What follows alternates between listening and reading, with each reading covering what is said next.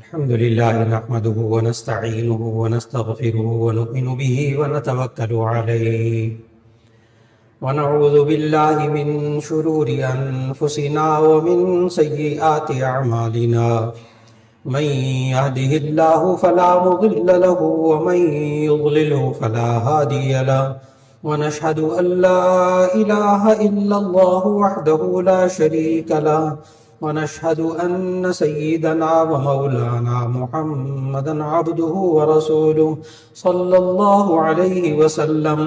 أما بعد فأعوذ بالله من الشيطان الرجيم. بسم الله الرحمن الرحيم. الحج أشهر معلومات فمن فرض فيهن الحج فلا رفث ولا فسوق ولا جدال في الحج وما تفعلوا من خير يعلمه الله وتزودوا فإن خير الزاد التقوى واتقون يا أولي الألباب. وقال تبارك وتعالى فإذا قضيتم مناسككم فاذكروا الله كذكركم آباءكم أو أشد ذكرا فمن الناس من يقول ربنا آتنا في الدنيا وما له في الآخرة من خلاق ومنهم من يقول ربنا آتنا في الدنيا حسنة وفي الآخرة حسنة وقنا عذاب النار. صدق اللہ العظیم. محترم حجاج کرام، خواتین و حضرات، اللہ رب العزت نے ہم سب کو حج کرنے کی توفیق عطا فرمائی. اللہ تعالیٰ اسے قبول فرمائے اور حج مبرور عطا فرمائے. اور آپ حضرات نے جب حج کا احرام باندھا تھا تو دو دعائیں مانگی تھیں حج کا احرام باندھتے ہوئے آپ میں سے ہر ایک نے. اللہم انی ارید الحج فیسرہ لی وتقبلہ منی. دو دعائیں مانگی. اے اللہ، میں حج کی نیت کر رہا ہوں، اس کو میرے لیے آسان فرما اور قبول فرما. ایک ایک حاجی کے لیے اللہ نے حج کو آسان فرمایا، الحمدللہ. اور پھر اے اللہ قبول بھی فرما. تو آپ نے قبولیت کی دعا حج کرنے سے پہلے ہی مانگ لی تھی. جس حاجی نے حج کے فرائض، واجبات، سنتوں کو ادا کر کے حج کیا ہے، یقین رکھیں کہ اللہ نے حج کو قبول کر لیا ہے. اس میں شک کرنا بھی گناہ ہے، پتہ نہیں اللہ نے قبول کیا ہے کہ نہیں کیا. یہ اللہ سے بدگمانی ہے. اللہ کہتا ہے یہ کام حج کے کر لو جو آپ نے حج سے پہلے سنے. آپ نے وہ سارے حج کے کام کر لیے، اب اللہ قبول نہ کرے. ان اللہ لا یظلم الناس شیئا. اللہ لوگوں پر کبھی ظلم نہیں کرتا. تو اللہ نے قبول کر لیا. ایک تو یہ طے فرما لیں، آپ نے فرائض واجبات ادا کیے، حج قبول ہو گیا. اس میں شک بھی نہیں کرنا. کسی کے سامنے یہ بھی نہیں کہنا پتہ نہیں قبول ہوا ہے کہ نہیں ہوا. نہ بھول کے نہیں کہنا. کسی خاتون نے، کسی مرد نے زبان سے یہ نہیں کہنا بس یہ کر تو لیا ہے.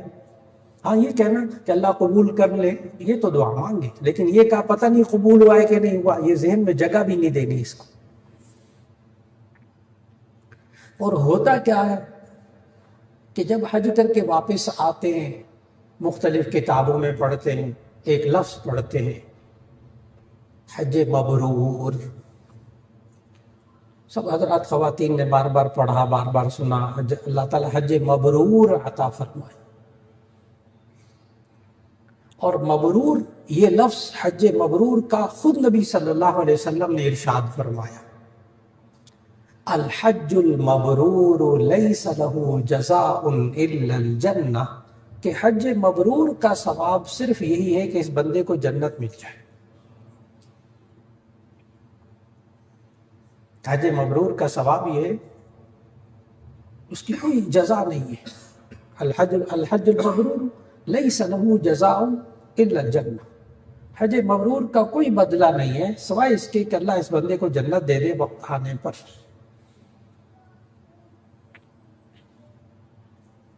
پھر لوگوں کے ذہن میں یہ ہوتا ہے کہ جب انسان حج کر کے آتا ہے، جو شخص حج کر کے آتا ہے، کان کیوم ولدتہ امہ، حدیث کے الفاظ ارشاد نبوی، وہ ایسا ہوتا ہے جسے آج اس کی ماں نے اس کو جنا ہے. یعنی جس طرح وہ چھوٹا بچہ ہوتا ہے نا گناہوں سے پاک، اس طرح حاجی بھی گناہوں سے پاک ہو گیا. یہاں تک بھی آپ نے سنا، آپ کے ذہنوں میں موجود ہے. اب آج کی نشست اس مقصد کے لیے ہے کہ حاجی کے ذہن میں یہ آ رہا ہے کہ میں وہاں سے آیا ہوں تو گناہ پھر کوئی نہ کوئی ہو جاتا ہے، مجھے تو اب گناہوں سے بالکل بچ جانا چاہیے تھا، مجھ سے اب گناہ نہیں ہونے چاہیے تھے ساری زندگی. بعض بیچارے حاجی یہ سوچنے لگتے ہیں کہ اگر ہم سے گناہ ہو گئے تو ایسی صورت میں وہ حج مبرور نہیں رہے گا. یہ بہت سارے حاجیوں کے ذہن میں یہ باتیں ہوتی ہیں، مایوسی کی باتیں، کہ اگر انسان سے گناہ ہونے لگے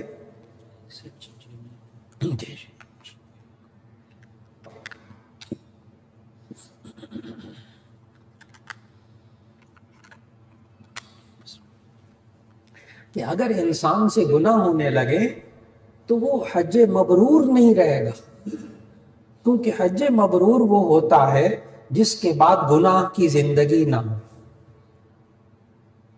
اب حاجی کے ذہن میں شک پڑ جاتا ہے، اگر گناہ ہوں گے تو کیا حج مبرور میرا رہے گا یا نہیں رہے گا. آج نا بہت سے ذہن میں آنے والے جالوں کو صاف کرنا ہے انشاءاللہ. یہ میں بہت بھگتتا ہوں جب لوگ آ کر مجھ سے حج کے بعد سوال و جواب کرتے ہیں.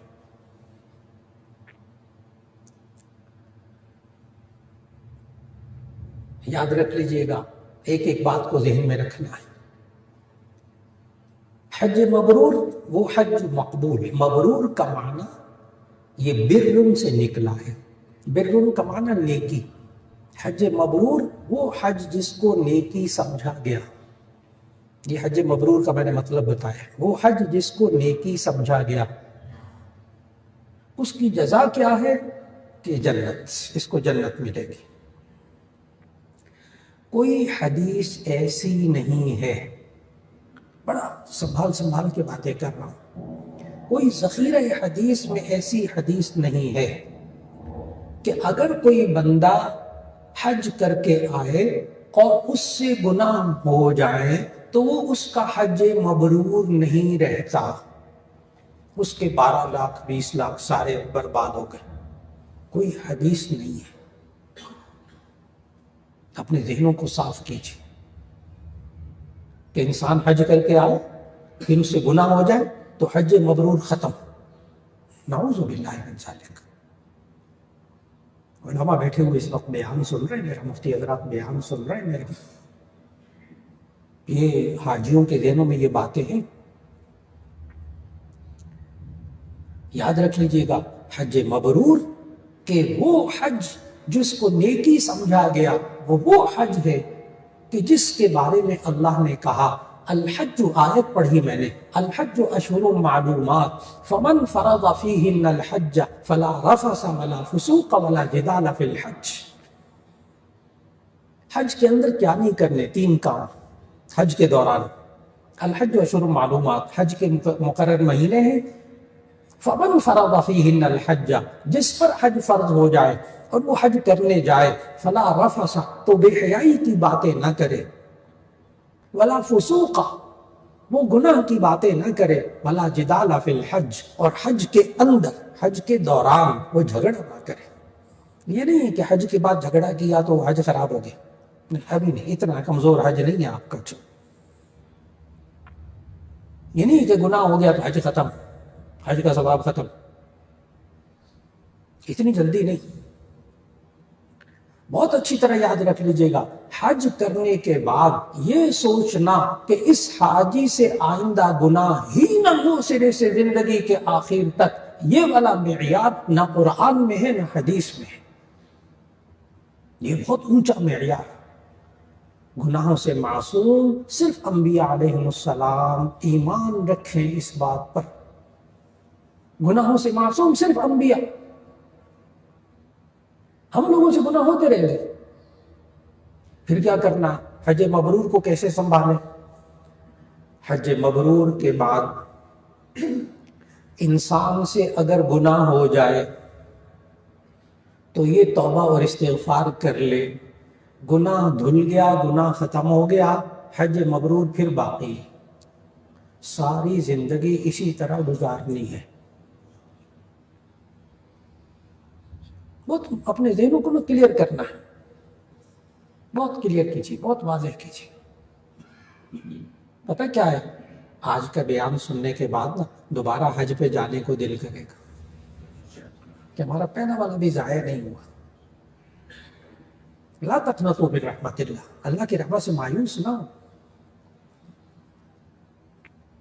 آپ کو ایک ایک کو پتا ہے کہ حج کا تعلق پیسوں سے نہیں ہے. ایک ایک کو اندازہ ہو گیا. خود کو اندازہ نہیں ہوگا تو وہاں جو حاجی پہنچے ہوئے تھے ان کو دیکھ کر اندازہ ہو گیا تھا، یقین ہو گیا تھا کہ حج کا تعلق پیسوں سے نہیں ہے، بلاوے سے. جب اللہ نے توفیق دی ہے، بلایا ہے، تو ایسی صورت میں اسی لیے بلایا ہے کہ اللہ نے قبول کرنا تھا، اللہ نے قبول کرنا تھا. سو اللہ نے قبول کر لیا، اس پر ایمان رکھیں. جب آپ نے فرائض واجبات، یہ بہت سے لوگ سوال کرتے ہیں مجھ سے کہ ہمیں کیسے معلوم ہو کہ ہمارا حج قبول ہو گیا؟ یہ بھی حاجی کے ذہن میں ہے، ہمیں کیسے معلوم ہمارا حج کیسے قبول ہو گیا؟ بہت واضح جواب، کوئی گول مول جواب نہیں. اگر آپ نے حج کے اندر فرائض حج کے ادا کیے ہیں، واجبات ادا کیے ہیں، سنت مؤکدہ ادا کی ہے، الحمدللہ آپ کا حج قبول ہو گیا اللہ کے نزدیک. بعض لوگ پوچھتے ہیں ہمیں کیسے معلوم ہو کہ ہماری نمازیں قبول ہو گئیں؟ ان کو بھی یہی جواب دیتے ہیں ہمارے علماء، ہمیں کیسے معلوم ہماری نمازیں قبول ہو گئی؟ جی آپ کی نماز میں فرائض واجبات سنتیں آپ نے پوری کی ہیں تو آپ کی نماز قبول ہو گئی.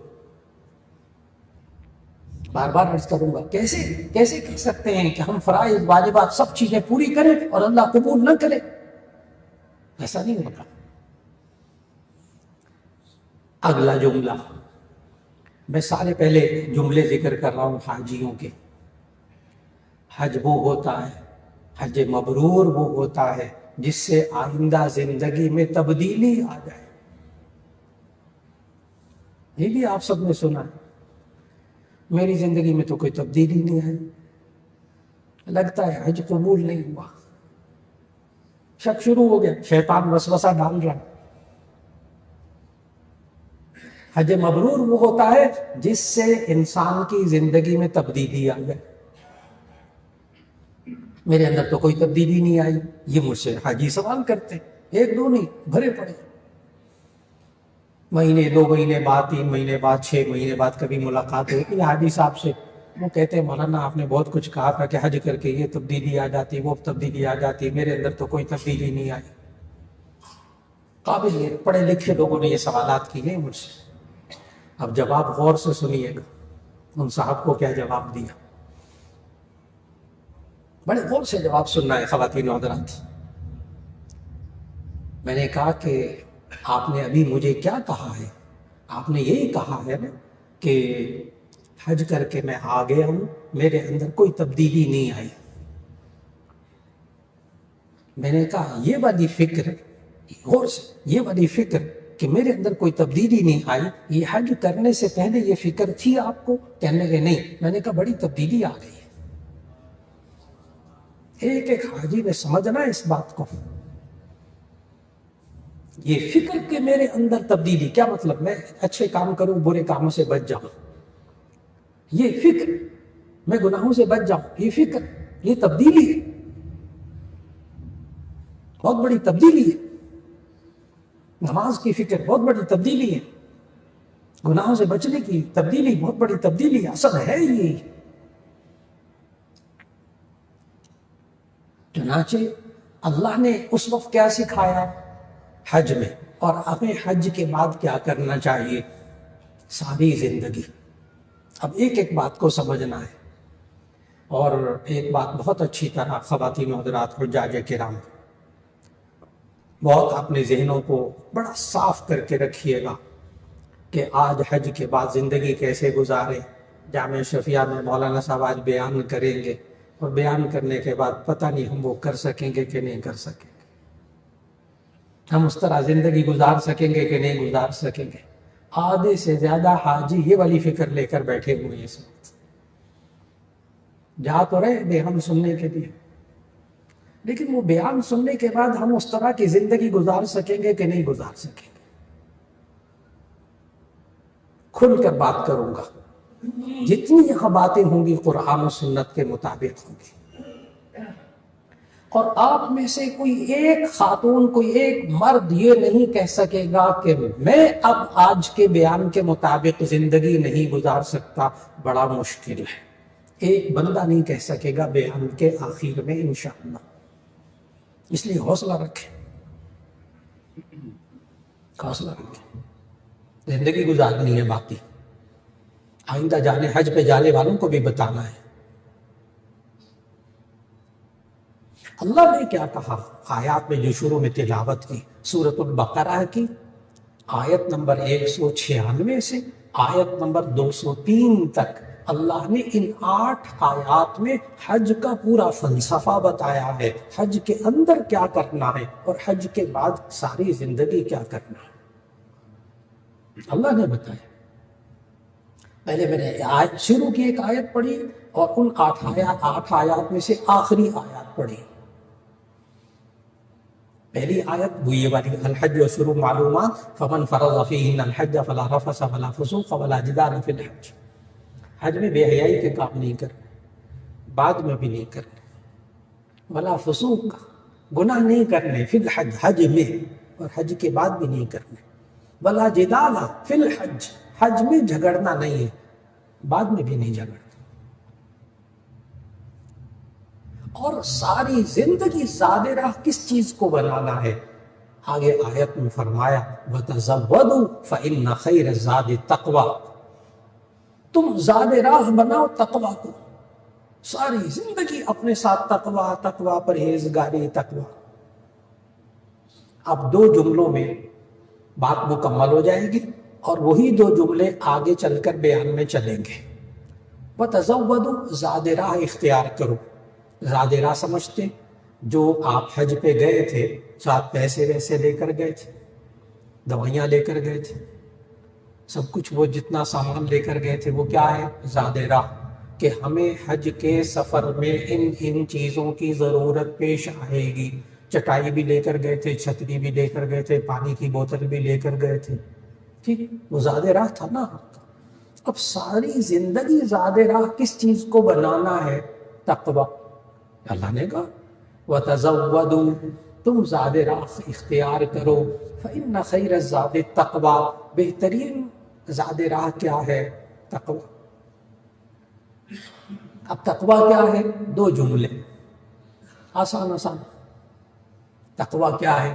اللہ سے ڈرنا، بچنا، یہ تقویٰ کا مطلب ہے۔ کیا کرنا؟ 2 جملے۔ نمبر 1، اب یہ آئندہ زندگی کیسے گزارے؟ نمبر 1، اللہ نے جن کاموں کے بارے میں حکم دیا ہے کہ کرو، اس کے نہ کرنے سے بچنا۔ ایک جملہ، تقویٰ کس کو کہتے ہیں؟ نمبر 1، اللہ نے جن کاموں کے بارے میں حکم دیا کرو، ان کے نہ کرنے سے بچنا۔ جیسے کہا نماز پڑھو، تو اب نماز نہ پڑھنے سے بچنا۔ اللہ نے کہا زکوٰۃ دو، تو اب زکوٰۃ نہ دینے سے بچنا۔ اللہ نے کہا سچ بولو، تو اب سچ نہ بولنے سے بچنا۔ جن کاموں کو اللہ نے حکم دیا نا کرو، ان کے نہ کرنے سے بچنا، کیونکہ ان کا نہ کرنا گناہ ہے۔ نمبر 2 جملہ، جن کاموں کا اللہ نے حکم دیا ہے مت کرو، ان کے کرنے سے بچنا۔ تقویٰ مکمل ہو گیا، ساری زندگی کا پروگرام مکمل ہو گیا۔ ساری زندگی تقویٰ اسی کو کہتے ہیں، اور کچھ نہیں ہے۔ کیا؟ جن کاموں کو اللہ نے حکم دیا نہ کرو ان کے نہ کرنے سے بچنا۔ اصل میں مجھے عادت ہے حج کی تربیت میں بھی آپ کو یاد ہوگا کہ میں وہ اپنا بیان نہ یاد کرانے کی کوشش کرتا ہوں مجمع کو، وہ آپ کو یاد ہو بھی گیا تھا الحمدللہ، آج کا بھی یاد ہو جائے گا انشاءاللہ۔ جس طرح آپ نے حج کا بیان سنا تھا نا، سن کر چلے گئے، یاد کر کے چلے گئے، ویسا ہی ہوا الحمدللہ، ویسے ہی کر کے آ گئے۔ اب بھی بیان سن کر ساری زندگی اسی طرح گزر جائے گی انشاءاللہ، انشاءاللہ۔ دیکھیے گا آواز ٹھیک ہو جائے تو مجھے بتا دیجیے گا۔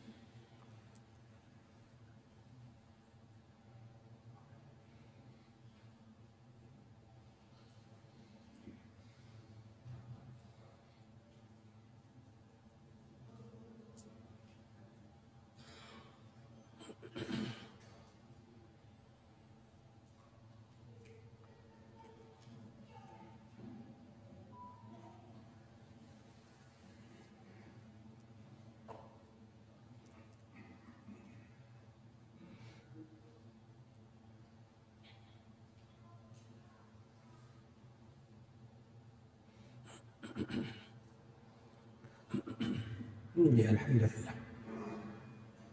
تو میں یہ عرض کر رہا تھا کہ اللہ نے ہمیں ان آیات میں کیا حکم دیا، ساری زندگی اپنی زندگی میں جو آپ نے زاد راہ، جو اپنا سامان زندگی گزارنے کا رکھنا ہے، وہ زاد راہ کیا ہونا چاہیے؟ تقویٰ۔ اور تقویٰ کیا ہے؟ دو چیزیں، جن کاموں کا اللہ نے حکم دیا کرو ان کے نہ کرنے سے بچنا ساری زندگی انشاءاللہ، اور جن کاموں کا اللہ نے حکم دیا مت کرو ان کے کرنے سے بچنا، یہ ساری زندگی کا ایک اصول اللہ نے ہمیں سمجھایا۔ اچھا، اگر ہم تقویٰ اختیار نہ کریں، اللہ جن کاموں کا حکم دے وہ نہ ہو ہم سے، تو اس کو گناہ کہتے ہیں نا۔ اللہ نماز پڑھنے کا حکم دے، یہ نہ پڑھے تو گناہ ہے نا۔ اللہ زکوٰۃ دینے کا حکم دے، یہ نہ دے تو یہ گناہ ہے نا۔ اللہ کہے جھوٹ مت بولو تو جھوٹ بولے گا تو گناہ ہوگا نا۔ تو ایسی صورت میں اگر تقویٰ کے خلاف چلیں گے تو وہ گناہ ہوگا، اور گناہ کا علاج کیا ہے؟ فوراً توبہ اور استغفار کرنا، پھر دھل کر پھر صاف ستھرے، دھل کر پھر صاف ستھرے، ساری زندگی اسی طرح گزرے گی۔ یہ سوچ کر کے حج کر کے آئے ہیں اب ہم سے کوئی گناہ ہوگا ہی نہیں۔ ایک یہ ہے، دیکھیں دو جملے الگ الگ ہیں، ایک یہ کہ میں حج کر کے آیا ہوں اب انشاءاللہ گناہ نہیں کروں گا، یہ تو سب نے نیت کرنی ہے۔ ایک کیا جملہ ہے کہ میں اب حج کر کے آ گیا ہوں اب مجھ سے کوئی گناہ نہیں ہوگا، تو گناہوں سے معصوم صرف انبیاء علیہ السلام، اس سے تو ہوگا، اس سے تو ہو جائے گا۔ لیکن جب ہو گیا تو کیا اللہ نے کیا راستہ رکھا؟ توبہ اور استغفار کا۔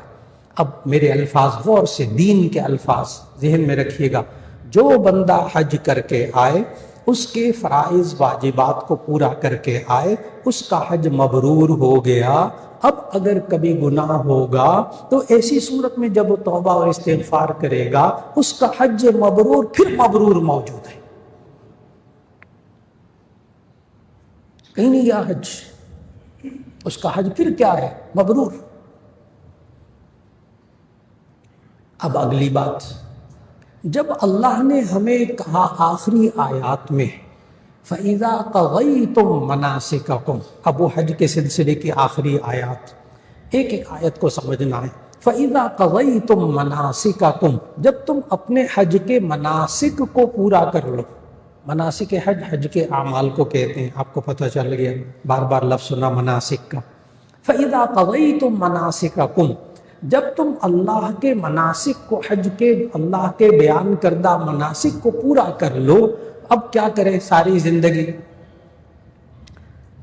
فَإِذَا قَضَيْتُم مَنَاسِكَكُمْ فَاذْكُرُوا اللَّهَ كَذِكْرِكُمْ آبَاءَكُمْ أَوْ أَشَدَّ ذِكْرًا، پھر تم ساری زندگی اللہ کو یاد کرو.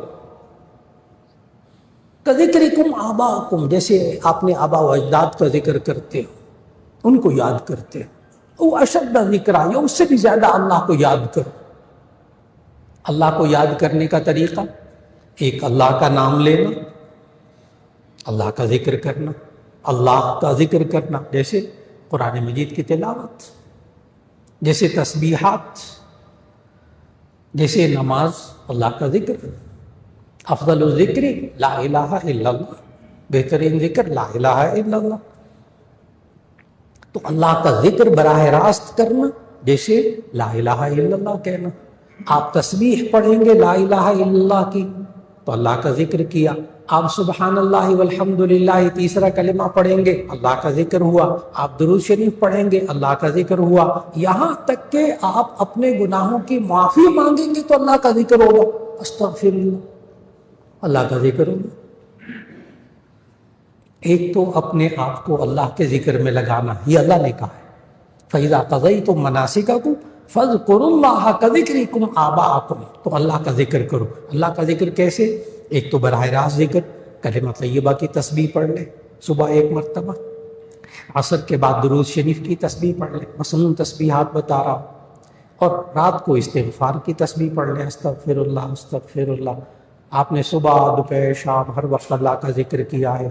قرآن مجید کی تلاوت روزانہ کر لیجیے، 5 منٹ روزانہ دیکھ کر قرآن مجید کی تلاوت کر لیجیے، دیکھ کر اونچی آواز میں. خواتین سے خاص طور پر گزارش کروں گا، مردوں سے بھی بعض، کہ دیکھتے ہیں قرآن مجید کو یوں کر کے پڑھتے ہیں، ہونٹ نہیں ہلاتے. جیسے اخبار پڑھتے ہیں نا، ہم اخبار جب پڑھتے ہیں تو ہونٹ نہیں ہلاتے. اس کو مطالعہ کرنا کہتے ہیں، پڑھنا نہیں کہتے. قرآن مجید کو صرف دیکھا سمجھا، ترجمہ بھی سمجھ لیا، لیکن ہونٹ نہیں ہلائے تو تلاوت نہیں ہوئی. یہ تمام علماء کا اسی پر اتفاق، تلاوت نہیں ہوئی. یہ جو ہوتے ہیں نا پارا پڑھتے ہیں یوں کر کے، ورق پلٹے، خواتین میں بھی بہت ہے یہ چیز. آپ غور کریں گے نا گھروں میں تو وہ قرآن کو دیکھ رہے ہوتے ہیں، ہونٹوں سے نہیں پڑھتی، بس دیکھ دیکھ کر ورق پلٹ لی، میں نے آج پورا پارا پڑھ لیا، 2 پارے پڑھ لیے. نہیں، وہ تلاوت نہیں ہوئی. اس طرح پڑھنے سے سجدہ تلاوت اگر آ جائے تو وہ سجدہ تلاوت بھی واجب نہیں ہوتا، اس لیے کوئی تلاوت ہی نہیں ہوئی، سجدہ کا واجب ہوگا. تلاوت کیا چیز؟ تھوڑی سی آواز نکال کر، دیکھ کر اونچی آواز میں تلاوت کر لیجئے روزانہ 5 منٹ قرآن مجید کی پابندی سے. اس سے کیا ہوگا؟ نبی صلی اللہ علیہ وسلم نے فرمایا ان القلوب تصدع کما یصدع الحدید بالماء، دلوں پر اس طرح زنگ لگ جاتا ہے جیسے لوہے کو پانی سے زنگ لگ جاتا ہے. قال وما جلاؤها یا رسول اللہ، اے اللہ کے رسول زنگ کو کیسے صاف کریں؟ فرمائے بتلاوت القرآن وکثرت ذکر الموت، قرآن حکیم کی تلاوت کر کے، موت کو زیادہ یاد کر کے. قرآن حکیم کی تلاوت یہ دل کے زنگ کو صاف کرتی ہے. حج کے بعد زندگی کیسے گزارے؟ حج کے بعد دل پہ زنگ نہیں لگنے دینا. اور دل پہ میرے زنگ لگا ہوا ہے کہ نہیں لگا ہوا، یہ کیسے ہم پہچانیں؟ آج وہ بھی آپ کو بتانے لگا. ایک ایک بندہ پہچان سکے گا کہ آپ کے سامنے جو بچہ ہے، بیٹا ہے، بیٹی ہے، بات بیٹھے ہوئے ہیں، آپ باپ ہیں، آپ کیسے پہچانیں گے اس کے دل پر زنگ لگا ہوا ہے؟ بہت آسان سی بات. یہ جھوٹ بولے تو اس کے دل پہ زنگ لگا ہوا ہے، یہ دھوکہ دے تو اس کے دل پہ زنگ لگا ہوا ہے، یہ نماز نہ پڑھے اس کے دل پہ زنگ لگا ہوا ہے، یہ قرآن نہ پڑھے اس کے دل پہ زنگ لگا ہوا ہے، یہ لوگوں کو ستاتا ہے، تکلیف پہنچاتا ہے، اس کے دل پہ زنگ لگا ہوا ہے، یہ لوگوں کو تکلیف پہنچا کر خوش ہوتا ہے، اس کے زنگ لگا ہوا ہے، یہ لوگوں کے پیسے نہیں دے رہا واپس، ٹال مٹول کر رہا ہے، اس کے دل پہ زنگ لگا ہوا ہے. بہت آسان. اور جس کا دل صاف ہوتا ہے وہ کبھی جھوٹ نہیں بولتا. جس کا دل صاف ہوتا ہے نا، زنگ نہیں لگا ہوتا، وہ جھوٹ بولتے ہیں.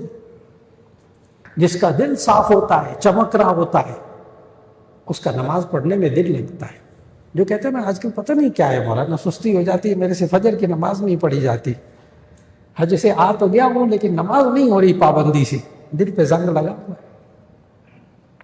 اس زنگ کو صاف کیسے کرنا؟ آسان ترین طریقہ، روزانہ آپ کسی جگہ کی صفائی چاہتے ہیں، وہاں روزانہ صفائی کرواتے ہیں گھر میں، خواتین بھی نا روزانہ صفائی، وہ صاف ہوتا ہے پھر بھی کہتے ہیں نہیں ہاں یہ اس طرح ٹاکی یہاں بھی مار دو صاف ہو جائے۔ آج دل کو روزانہ صاف کرنے کی ضرورت ہے۔ کیسے؟ 5 منٹ کم از کم۔ یہ 5 منٹ کیوں کہہ رہا ہوں، آدھا گھنٹہ کیوں نہیں؟ یہ بھی نبی صلی اللہ علیہ وسلم نے سمجھایا۔ یہ حج کے بعد آ کر نا کئی لوگ ہوتے ہیں 2 پارے 3 پارے اتنا تلاوت، پھر ہفتوں ناغے۔ یہ حج کے بعد یہی ہوتا ہے، شروع میں ایک دم نمازیں یہ وہ، پھر اس کے بعد ایک دم چھٹی۔ اس کی وجہ کیا ہے؟ نبی صلی اللہ علیہ وسلم نے سمجھایا خیر الاعمال ادومها وان قل، بہترین عمل وہ ہے جو پابندی سے کیا جائے چاہے تھوڑا۔ بہترین عمل وہ ہے جو پابندی سے کیا جائے اگرچہ تھوڑا۔ 5 منٹ تو ہر ایک کو مل جاتے ہیں نا تلاوت کرنے کے لیے، 5 سے 10 منٹ بھی ہو جائیں گے، لیکن گھنٹہ حج کے بعد آ کر تلاوت کریں گے تو ہوتا کیا ہے؟ چند دنوں بعد سستی، پھر اس کے بعد مہینوں قرآن کو ہاتھ نہیں لگاتے، وہ دل پہ زنگ لگنا شروع ہو جاتا ہے۔ تو دل کو زنگ صاف کرنے کا طریقہ تلاوت قرآن حکیم۔ میں نے کہا اللہ کو کیسے یاد کرے؟ قرآن مجید کی پابندی سے تلاوت کیجیے، اور اللہ کا ذکر کیجیے، درود شریف پڑھیے پابندی کے ساتھ 1 تسبیح، اور استغفار کیجیے روزانہ رات کو، جتنے گناہ ہو گئے اللہ معاف فرما دے۔ ہر حاجی رات کو اس طرح سوئے کہ توبہ اور استغفار کے بغیر بالکل نہ سوئے۔ کیوں؟ اگر یہ صبح ہونے سے پہلے دنیا سے روانہ ہو گیا، بغیر گناہ کے روانہ ہوگا، کیونکہ رات کو دھلوا کے سویا ہے، سارے گناہوں کو معافی مانگ کے سویا ہے، استغفار کر کے سویا ہے، بہت بڑی فضیلت۔ ایک استغفار کثرت سے ہو، بس تسبیح تو کم از کم۔ اب اگلی بات، فَإِذَا قَضَيْتُم مَنَاسِكَكُمْ فَاذْكُرُوا اللَّهَ كَذِكْرِكُمْ آبَاءَكُمْ أَوْ أَشَدَّ ذِكْرًا فَمِنَ النَّاسِ مَن يَقُولُ رَبَّنَا آتِنَا فِي الدُّنْيَا وَمَا لَهُ فِي الْآخِرَةِ مِنْ خَلَاقٍ وَمِنْهُمْ مَن يَقُولُ رَبَّنَا آتِنَا فِي الدُّنْيَا حَسَنَةً وَفِي الْآخِرَةِ حَسَنَةً وَقِنَا عَذَابَ النَّارِ أُولَٰئِكَ لَهُمْ نَصِيبٌ مِّمَّا كَسَبُوا وَاللَّهُ سَرِيعُ الْحِسَابِ۔ یہاں تک آیت نمبر 203 پہ حج کی باتیں مکمل ہو گئی۔ اب آخری آیات، جب تم حج کے اعمال پورا کر لو تو کچھ لوگ یہ دعا مانگنے لگتے ہیں، ربنا آتنا فی الدنیا، اے اللہ میں دنیا میں دے دے، بس دنیا۔ اللہ کہتا ہے ما لہ فی الآخرۃ من خلاق، ان کا آخرت میں کوئی حصہ نہیں ہوتا، ہر وقت پھر دنیا۔ اب آپ کے ذہن میں، حاجی حضرات کے ذہن میں ایک سوال آئے گا، کیا حج کے بعد دنیا چھوڑ دوں؟ جی نہیں، غلط سمجھے، آیت نہیں سمجھے، آیت نہیں سمجھے، اگلی آیت بھی پڑھنی ہوگی۔ کیا حج کے بعد دنیا چھوڑ دو، کاروبار چھوڑ دو، بیوی بچے چھوڑ دو؟ جی نہیں بالکل نہیں، یہ حاجی نہیں سمجھا۔ اب حاجی کو سمجھانا ہوگا اگلی دعا، وَمِنَ النَّاسِ مَن يَقُولُ رَبَّنَا آتِنَا فِي الدُّنْيَا حَسَنَةً وَفِي الْآخِرَةِ حَسَنَةً وَقِنَا عَذَابَ النَّارِ۔ نبی صلی اللہ علیہ وسلم نے بخاری شریف کی حدیث کے مطابق ساری زندگی میں سب سے زیادہ یہ دعا مانگی، ربنا آتنا فی الدنیا حسنہ، اے اللہ ہماری دنیا کی زندگی کو اچھا کر دے، وفی الآخرۃ حسنہ، آخرت میں بھی ہماری زندگی کو اچھا کر دے، وقنا عذاب النار، اور ہمیں جہنم کے عذاب سے بچا دے۔ یہ حاجی نے مانگنا ہے ساری زندگی، ساری زندگی یہ دعا مانگنی ہے، ربنا آتنا فی الدنیا حسنہ وفی الآخرۃ حسنہ وقنا عذاب النار۔ اب ترجمہ پھر میں دوبارہ کر دوں، ربنا آتنا فی الدنیا حسنہ، اے اللہ ہماری دنیا کی زندگی کو اچھا کر دے، وفی الآخرۃ حسنہ، آخرت کی زندگی کو بھی اچھا کر دے، وقنا عذاب النار، ہمیں جہنم کے عذاب سے بچا لے۔ ساری زندگی یہی کرنا ہے بس۔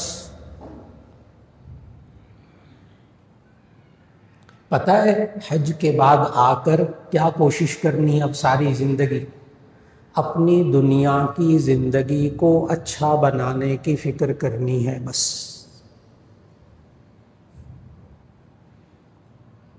اس جملے کو نہ بیٹھ کر آرام سے سوچئے گا گھر میں جا کر بھی۔ آپ کہیں گے مولانا سارے بزرگ تو یہ کہتے ہیں کہ حج کے بعد آخرت کی فکر کرنی چاہیے۔ بالکل ٹھیک کہتے ہیں، لیکن ان کی بات ابھی ذرا سمجھ آئے گی ابھی ذرا بعد میں۔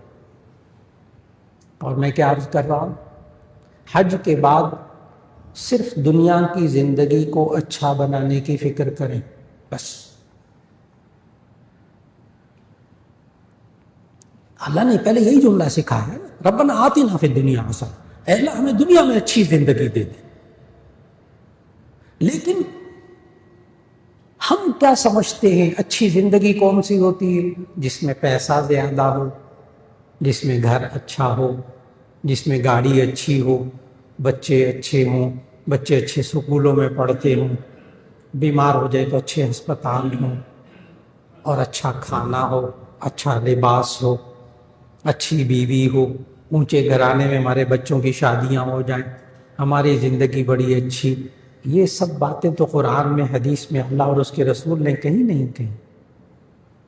یہ تو ہمارا ذہن ہے، یہ تو ہمارا ذہن ہے جس کو ہم اچھی زندگی کہتے ہیں۔ اچھی زندگی کیا ہوتی ہے؟ جس کو اللہ اور اس کے رسول صلی اللہ علیہ وسلم نے اچھی زندگی کہا ہے، جس کو اللہ اور اس کے رسول نے اچھی زندگی کہا ہے۔ اللہ اور اس کے رسول صلی اللہ علیہ وسلم نے اچھی زندگی کس کو کہا؟ جس میں جھوٹ نہ ہو، جس میں غیبت نہ ہو، جس میں بہتان تراشی نہ ہو، جس میں دھوکہ نہ ہو، جس میں دوسروں کو برا بھلا کہنا نہ ہو، جس میں دوسروں کو تکلیف نہ پہنچاتا ہو، جس میں یہ اللہ کے حکم کو مان کر زندگی گزارتا ہو، نماز پڑھتا ہو، روزے رکھتا ہو، زکوٰۃ دیتا ہو، حج کرتا ہو، اللہ کا ذکر کرتا ہو، قرآن حکیم کی تلاوت کرتا ہو، حلال کما کر بچوں کو حلال کھلاتا ہو۔ اچھی زندگی۔ کس نے منع کیا ہے کمانے سے؟ کس نے منع کیا ہے کہ ایک فیکٹری ہے دوسری فیکٹری نہیں لگانی، ایک دکان ہے دوسری دکان نہیں لگانی؟ آپ ایک دکان ہے حلال کمائیے، اس سے دوسری دکان بن رہی ہے، کمائیے۔ آپ کی دنیا اگر حلال کما رہے ہیں نا تو اللہ کے حکم کے مطابق آپ کی زندگی اچھی ہے۔ اگر جھوٹ سے بچ رہے ہیں تو آپ کی زندگی اچھی ہے۔ اگر اچھے اخلاق سے پیش آ رہے ہیں آپ کی زندگی اچھی ہے۔ اگر زندگی میں تقویٰ ہے، وہ والا تقویٰ جو میں نے ابھی بتایا، تقویٰ، پھر دوہرا دو، اچھی زندگی کون سی ہوتی ہے؟ جس میں تقویٰ ہو۔ تقویٰ کیا ہے؟ جن کاموں کا اللہ نے حکم دیا ہے کرو، ان کے نہ کرنے سے بچنا، ٹھیک؟ اور جن کاموں کا اللہ نے حکم دیا ہے نہ کرو، ان کے کرنے سے بچنا۔ تو جو انسان اپنی زندگی میں تقویٰ اختیار کرتا ہے، اللہ کے نزدیک اس کی زندگی اچھی ہوتی ہے۔ تو آج کے بیان میں سارا بنیادی بات، سارا جملہ ذہن میں یہ رکھنا ہے کہ حج کے بعد کی زندگی میں، حج کے بعد کی زندگی میں ہم نے زندگی کیسے گزارنی ہے؟ نمبر 1 پوائنٹ، ہم نے اپنی اس دنیا کی زندگی کو اچھا گزارنے کی فکر کرنی ہے۔ ہم نے اس دنیا کی زندگی کو اچھا بنانا ہے۔ میرا خیال ہے بات واضح ہو رہی ہے۔ ہم نے اس دنیا کی زندگی کو اچھا بنانا ہے۔ کس طرح اچھا؟ وہ نہیں جس کو ہم اچھا سمجھتے ہیں، جس کو اللہ اور اس کے رسول اچھا سمجھتے ہیں صلی اللہ علیہ وسلم۔ ہم نے اس کے مطابق بنانا ہے۔ اللہ اور اس کے رسول کیسی زندگی کو اچھا سمجھتے ہیں؟ اب اس بات کو تھوڑا سا کھولنا ہے چند منٹ میں بس۔ اب مجھے ایک بات بتا دیجئے جو پہلے طے کر لیں آپ حضرات۔ آج ذہنوں کو بہت واضح کرنے کی کوشش ہے، کوئی یہاں سے گنجلک لے کر نہ جائے، ذہن کو پیچیدہ لے کر نہ جائے، مایوس ہو کر نہ جائے، زندگی میں امید لے کر آگے باہر نکلیں۔ آپ حج کر کے آئے ہیں، ہم کیا کریں، کیسے زندگی گزاریں؟ بس اب ایک بات طے کر لیں اگلی تفصیل سے پہلے، اگر ہم اپنی اس دنیا کی زندگی کو اچھا بنا لیں جیسے اللہ اور اس کے رسول کہتے ہیں کہ یہ زندگی اچھی ہے، ٹھیک؟ اگر ہم دنیا کی زندگی کو اچھا بنا لیں، ربنا آتنا فی الدنیا حسنہ، اگر ہم دنیا کی زندگی کو اچھا بنا لیں، ایک حاجی اٹھ کر مجھے جواب دے گا کوئی اس میرے جواب کے خلاف کہ کوئی دنیا کی زندگی کو اللہ اور اس کے رسول صلی اللہ علیہ وسلم کے حکم کے مطابق اچھا بنا لے اس دنیا کی زندگی کو، کیا اللہ اس کی آخرت کی زندگی کو خراب کرے گا اچھا کرے گا؟ مجھے جواب چاہیے۔ اچھا کرے گا۔ کیا یہ اللہ یہ ظلم کر سکتا ہے کہ ہم ساری زندگی کو اللہ اور اس کے رسول کے حکم کے مطابق بنائیں پھر اللہ ہماری آخرت خراب کر دے؟ یہ ہو سکتا ہے؟ ان اللہ لا یظلم الناس شیئا، اللہ کبھی کسی پر ظلم نہیں کرتا۔ ہم نے اگر اپنی اس زندگی کو اچھا بنا لیا، اس دنیا کی زندگی کو، اللہ آخرت کی زندگی کو بھی کیا بنائے گا؟ اچھا بنائے گا انشاءاللہ۔ ہمارا ایمان ہے۔ اور اللہ آخرت کی زندگی کو جب اچھا بنا لے تو ہمیں جہنم میں ڈالے گا نا۔ اللہ آخرت کی زندگی کو اچھا بنا دے تو جہنم میں ڈالے گا نا۔ تو وقنا عذاب النار ہو گیا کہ نہیں ہو گیا؟ آیت کا آخری حصہ، ربنا آتنا فی الدنیا حسنہ وفی الآخرۃ حسنہ وقنا عذاب النار۔ تو بنیادی بات کیا ہوئی؟ آخرت کو بنانے کی فکر کرنی ہے یا دنیا کی اس زندگی کو اچھا بنانے کی فکر کرنی ہے؟ یہ پتہ ہے کیا غلطی ہوئی ہے؟ آخرت کی فکر کرو، بس آخرت کو بناؤ، دنیا کچھ نہیں۔ بالکل ٹھیک کہہ رہے ہیں بزرگ، دنیا مردار۔ بالکل، وہ حرام مردار ہے نا، حلال تو مردار نہیں ہے۔ وہ حرام مردار ہے، حلال تو مردار نہیں ہے نا۔ خدا کا خوف کرے۔ یہ انسان جب یوں سنتا ہے آخرت کی فکر کرو، آخرت بنانے کی فکر کرو، حج کے بعد آخرت ذہن پہ سوار ہونی چاہیے، بالکل ٹھیک ہے۔ پھر وہ نمازیں بھی پڑھتا ہے آخرت بنانے کے لیے۔ اب ناراض نہیں ہونا کسی نے، بڑے توجہ سے، وہ نمازیں بھی پڑھتا ہے، روزے بھی رکھتا ہے، ذکر اذکار بھی کرتا ہے، تسبیحات بھی کرتا ہے، قرآن بھی پڑھتا ہے، لیکن باہر نکل کر اس کی معاملات کی زندگی زیرو۔ جھوٹ وہ بول رہا ہے، دھوکہ وہ دے رہا ہے، حرام حلال کی کوئی پرواہ نہیں ہے۔ آخرت بن رہی ہے کس سے؟ نمازیں پڑھ کر، صف اول میں مسجد میں جا کر 5 وقت کی نماز بھی ہو رہی ہے، تسبیحات بھی ہو رہی ہے، قرآن کی تلاوت بھی ہو رہی ہے، یہ بھی ہو رہا ہے، وہ بھی ہو رہا ہے، لیکن معاملات میں زیرو، معاشرت میں زیرو۔ صف اول میں نماز پڑھنے والے بچوں کی تربیت نہیں کر رہے، صف اول میں نماز پڑھنے والے بیویوں سے لڑ رہے، بیوی ناراض، بچے ناراض، ہمسائے ناراض، ماشاءاللہ دین پہ متقی پرہیزگار، انا للہ و انا الیہ راجعون۔ لوگوں نے آخرت یہ سمجھ لیے صرف نماز روزہ، صرف نماز روزہ، بس حج کر کے آئے، نمازی پرہیزگار متقی ماشاءاللہ۔ نہیں، تقویٰ نہیں ہے یہ۔ تقویٰ کا مطلب یاد رکھ لیجئے گا جو عرض کیا ہے، ساری زندگی کو اچھا بنانا ہے اللہ اور اس کے رسول صلی اللہ علیہ وسلم کے حکم کے مطابق انشاءاللہ، اور اس کے لیے پوری زندگی میں نے بہت سخت باتیں کہہ دی، ناراض نہیں ہونا کسی نے۔ اچھا یہ نمازیں پڑھ کے اور روزے رکھ کے اور تسبیحات کر کے تلاوت کر کے اور حقوق العباد سے بالکل فارغ ہو کے، حقوق العباد سارے گڑبڑ، کمائی ساری خراب، اس سے لڑائی، اس سے لڑائی، اس سے لڑائی، غصہ ہر درجے کا، پتہ نہیں کیا کچھ، ہر ایک سے لڑائیاں، بد اخلاقی انتہا پہ۔ آخرت بنا رہا ہے بندہ؟ نہیں بنا رہا۔ آخرت تباہ ہو گئی اس بندے کی، جتنی مرضی نمازیں پڑھ لے، جتنے مرضی حج عمرے کرائے۔ آخرت بنانے کے لیے کیا کرنا ہوگا کہ زندگی اس طرح گزارنی ہوگی کہ دین کے 5 شعبے ہیں، ان 5 شعبوں کو قرآن و سنت کی روشنی کے مطابق گزارنا ہوگا۔ 5 شعبے، اس کے باہر کوئی شعبہ آپ مجھے بتا نہیں سکیں گے انشاءاللہ۔ 5 شعبے آسان۔ ایمانیات، پہلے 5 شعبے بتا دوں، زندگی حج کے بعد کیسے گزارنی ہے، 5 شعبے بتا دوں، پھر ہر ایک کی تفصیل بتاؤں گا انشاءاللہ۔ نمبر 1 ایمانیات، عقائد، ایمانیات۔ نمبر 2 عبادات۔ نمبر 3 معاملات۔ نمبر 4 معاشرت۔ نمبر 5 اخلاق۔ ان 5 کو درست کرنے کی فکر کرنی ہے. اب ایک ایک کی تفصیل عرض کرنے لگا ہوں. 5 چیزیں، 5 دین کے ڈپارٹمنٹ، 5 شعبے. کوئی کمزور ہو اس شعبے کو درست کرنے کی فکر کرنی ہے.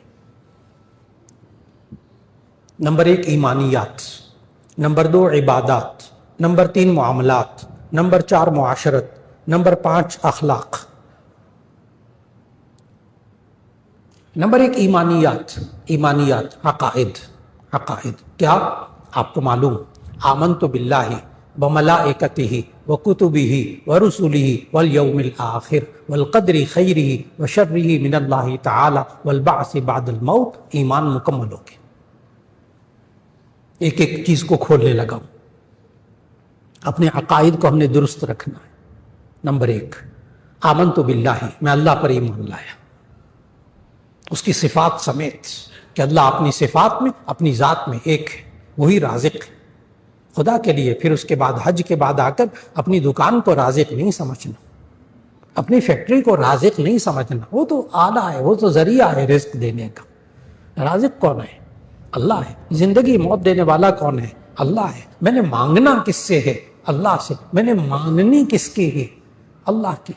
ڈرنا کس سے ہے؟ اللہ سے. اپنے ایمان کو درست رکھنا ہے، اپنے عقائد کو درست رکھنا ہے. نمبر 1 ایمانیات، اپنے عقائد کو درست رکھنا ہے. عقائد کیا؟ آمنت باللہ وملائکتہ، فرشتوں پر ایمان، وکتبہ، آسمانی کتابوں پر ایمان، ورسلہ، رسولوں پر ایمان، والآخرۃ، آخرت پر ایمان. آخرت پر ایمان ہونا چاہیے. میں اپنے بھائی کی مدد کر رہا ہوں، مجھے کیا ملے گا؟ آخرت میں ثواب. ایمان ہونا چاہیے، میں حج کر کے آیا ہوں، مجھے کیا ملے گا؟ آخرت میں ثواب. ابھی میں نے بتایا نبی صلی اللہ علیہ وسلم کا ارشاد، حج کرنے سے کیا ملتا ہے؟ حج کرنے سے کیا ملتا ہے؟ الحج المبرور لیس له جزاء الا الجنہ. حج مبرور کا ایک بدلہ ہے، اور وہ کیا ہے؟ جنت. اور جس کو جنت مل گئی اس کی زندگی آخرت کی بھی بن گئی. ربنا آتنا فی الدنیا حسنہ وفی الآخرۃ حسنہ. اے اللہ ہماری دنیا کی زندگی بھی اچھی کر دے، آخرت کی زندگی بھی اچھی کر دے. یہ حج ہماری آخرت کی زندگی کو اچھا کرے گا انشاءاللہ. اور کیسے کرے گا؟ جب ہم دنیا کی زندگی کو اچھا بنا لیں گے. حج کر کے آ گئے کہ ہمیں بتا دیا گیا ہے جنت واجب ہو گئی، حج کر کے آیا ہے، تو اگر گناہ کرے گا، توبہ اور استغفار نہیں کرے گا، اللہ کی نافرمانی کرے گا، اللہ جنت میں ڈالے گا؟ بالکل نہیں. اب بچنا ہے.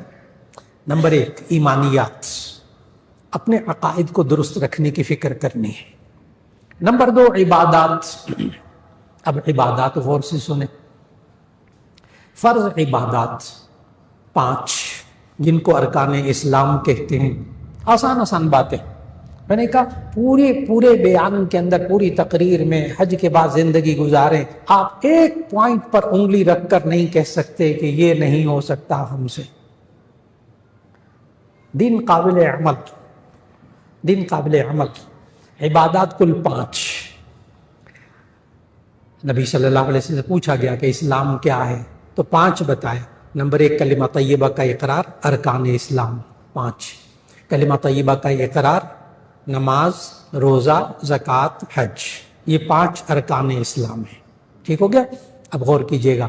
نمبر 1 کلمہ طیبہ کا اقرار، یہ ساری زندگی میں ایک بار فرض ہے مسلمان ہونے کے لیے. جب مسلمان ہو جائے پھر اس کا ذکر سنت. کلمہ طیبہ زندگی میں ایک بار، وہ تو ہو گیا الحمدللہ کہیں ہم مسلمان، ایک فرض ادا ہو گیا. نمبر 2 نماز، یہ ہر روز 5 وقت فرض. نمبر 3 زکوٰۃ، اگر آپ مالدار ہیں، صاحب نصاب ہیں، تو آپ پر زکوٰۃ فرض ہوگی سال میں 1 مرتبہ، وہ ادا کر دیا کیجیے، وہ سال میں 1 مرتبہ. نمبر 4 وصوم رمضان، رمضان کے روزے رکھنے، سارے سال میں 1 مہینہ. رمضان کے آئندہ روزے رکھنے ہیں انشاءاللہ، وہ پہلے بھی آپ رکھتے ہیں، چھوڑتے نہیں ہیں. زکوٰۃ آپ ادا کرتے ہیں. تو رمضان کے روزے. نمبر 4 رمضان کے روزے، اور یہ مہینے میں کتنی سال میں کتنی دفعہ؟ ایک مہینہ۔ نمبر 5 حج۔ اچھا نمبر 1 آپ کو یاد ہے؟ نمبر 1 اللہ کا، ہاں نمبر 1 ایمان، کلمہ طیبہ کا اقرار۔ وہ زندگی میں کتنی مرتبہ فرض ہے؟ 1 مرتبہ۔ آپ نے کر لیا، آپ زندگی میں فرض نہیں ہوگا، ٹھیک ہے؟ اب نمبر 5 کو ذرا غور سے سنیے گا، حج۔ یہ زندگی میں فرض ہوتا ہے 1 بار۔ آپ نے حج کر لیا نا ماشاءاللہ، اب کروڑوں روپے آپ کے پاس آ جائے نا، کروڑوں روپے آئے گا انشاءاللہ، کروڑوں روپے آ جائے نا، آپ پر حج دوبارہ فرض نہیں ہوگا، الحمدللہ آپ پر حج دوبارہ فرض نہیں ہوگا، اب جب کریں گے نفل ہوگا۔ پورا عبادات کا نظام سمجھ میں آئے؟ میرا خیال ہے میں یاد کرانے کی پوزیشن میں ہوں، یاد کرانا عادت ہے، عادت ہے۔ جس طرح حج کے اعمال یاد کیے تھے وہ 5 4 2 3، ہاں پہلے دن 1 کام، دوسرے دن 2 کام، تیسرے دن 3 کام، چوتھے دن 1 کام، 5ویں دن 1 کام۔ عبادات کتنی؟ 5۔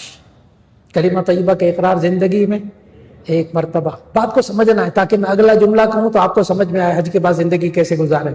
تو کلمہ طیبہ کا اقرار 1 دفعہ ہو گیا بس۔ نماز 5 مرتبہ ہر روز، زکوٰۃ سال میں 1 مرتبہ، روزے سال میں 1 مہینہ، حج زندگی میں 1 مرتبہ۔ اگر آپ پورے عبادات کے نظام کو یہاں میرے ساتھ ساتھ ذہن ذرا چلائیں، عبادات کے پورے نظام کو دیکھیں تو روزانہ کرنے کا کام کیا ہے؟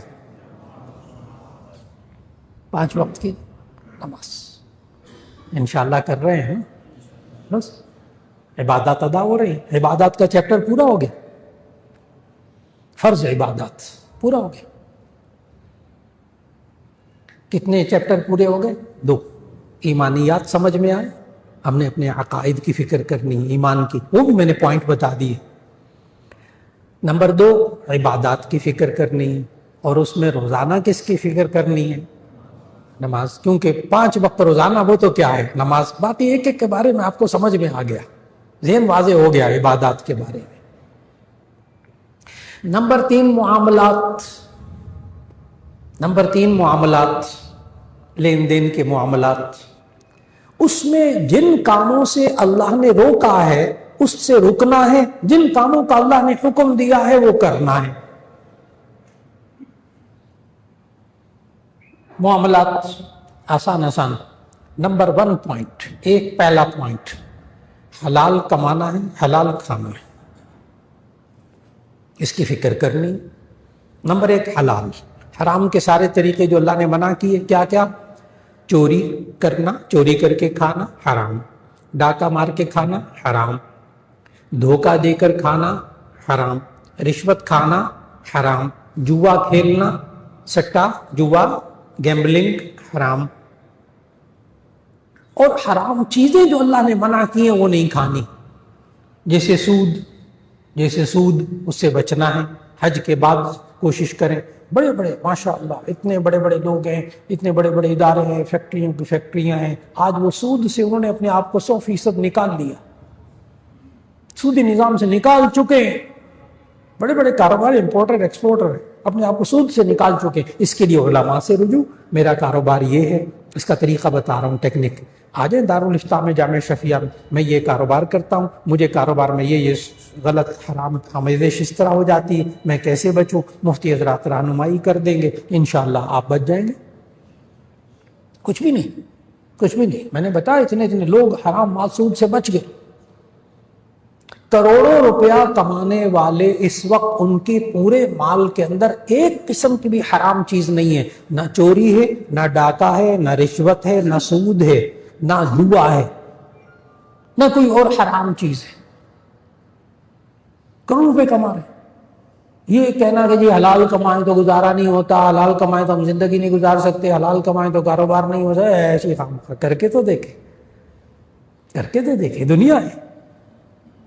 لوگ تو کافر ملکوں میں رہ کر حلال کما رہے ہیں، کافر ملکوں میں رہ کر حلال کما رہے ہیں، حلال کمائی سے گھر بنا رہے ہیں، کافر ملکوں میں رہ کے، وہ مورگیج وغیرہ کر کے نہیں، سود لے کے نہیں۔ سمجھتے ہیں سب باتیں آپ؟ معاملات۔ معاملات میں سب سے پہلے کیا؟ حلال مال کمائیں، حلال مال کھائیں. پھر جن جن چیزوں سے اللہ نے حرام کمانے کا بتایا جو میں نے بتائی، کیا؟ سود، جوا، سٹہ بازی وغیرہ سب اسی میں شامل. اسی طرح دھوکہ دے کر کمانا، جھوٹ بول کر کمانا، اس سے زندگی کو ایک طرف لے آئے. معاملات اپنے درست کرے. جس سے قرض لیا ہے اس کو لکھے، جس کو قرض دیا ہے اس کو لکھے اور اس قرض کو ادا کرنے کی فکر کرے. یہ ہے معاملات کی صفائی. جب آ جائے پیسہ تو اس کو قرض ادا کرنے کی کوشش کیجئے تاکہ ہمارے معاملات درست ہو جائیں. حج کے بعد تیسرا شعبہ معاملات. معاملات میں کیا؟ نمبر 1 حلال کمانا، حلال کھانا. نمبر 2 حرام کمائی کے جتنے طریقے اللہ نے بتائے ان سب سے بچنے کی کوشش ہو جائے. اور لکھت پڑھت کریں، معاملات کی لکھت پڑھت کریں، زبانی نہ رکھیں. اگر کسی کا قرض دینا ہے، اگر آپ سمجھتے ہیں کہ میں نے اتنا قرض لے لیا ہے، میری 7 پشتیں بھی وہ مولانا قرض ادا نہیں کر سکتی، تو ایسے کاروباری لوگ اس وقت پاکستان میں ہیں کہ جنہوں نے 8-10 سال محنت کر کے آج حکومت اور بینک ان کے قرض دار ہیں، ان کے دل میں قرض نہیں ہے. ہمت کریں، علماء سے رابطہ رکھیں، علماء سے، مفتیان کرام سے رابطہ رکھیں کہ میں اپنے معاملات کو درست کرنا چاہتا ہوں، کیا کروں؟ انشاءاللہ وہ آپ کو راستہ دکھائیں گے اور اللہ آپ کو بچا لے گا. تو نمبر 1 ایمانیات، اپنے عقائد کو درست رکھنا ہے. حج کے بعد زندگی کیسے گزاریں. نمبر 2 اپنے عبادات کو درست رکھنا ہے. نمبر 3 اپنے معاملات کو درست رکھنا ہے. میں نے معاملات سارے بتا دیے آپ کو الحمدللہ.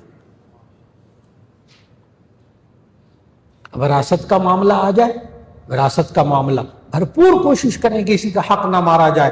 خود چاہے کرائے کے مکان میں لے لیں، نہیں ابا جی کا یہ مکان بکے گا، ہر ایک کو، بہنوں کو، بھائیوں کو حصہ ملے گا، میں اور والدہ اپنا گزارا کر لیں گے. کسی بہن کا حق نہیں مارنا، معاملات کو درست کرنا ہے. آپ کے ہاں ملازم کام کرتے ہیں، آپ کی فیکٹریاں ہیں، آپ کے ادارے ہیں، آپ کے دکانیں ہیں. اب سوچیں کہ میرے ملازم کا حق نہیں مارنا.